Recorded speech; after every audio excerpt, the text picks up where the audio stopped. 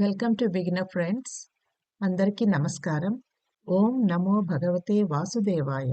భగవద్గీత పారాయణలో ఈరోజు 2వ అధ్యాయం సాంఖ్యయోగము 17వ శ్లోకం. అవినాశితు తద్విద్ధి ఏన సర్వమిదం తతం వినాశమవ్యయస్యాస్య న కశ్చిత్ కర్తుమర్హతి. తాత్పర్యము: శరీరమంతయు ఆత్మ వ్యాపించి ఉన్నా అది నాశనం చేయబడలేనిదని తెలుసుకొనుము. ఎవ్వరూ కూడా అనస్వరమైన ఆత్మను నాశనం చేయలేదు.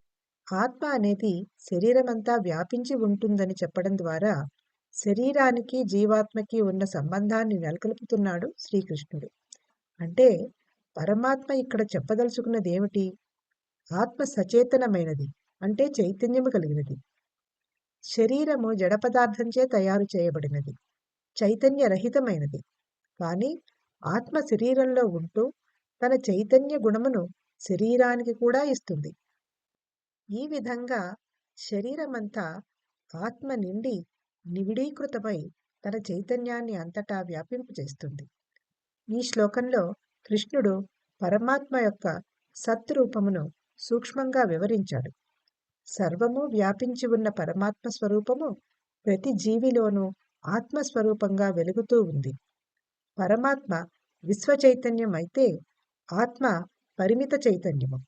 జీవులు మరణించగానే వాటిలో ఉన్న పరిమిత చైతన్యం విశ్వచైతన్యంలో కలిసిపోతుంది.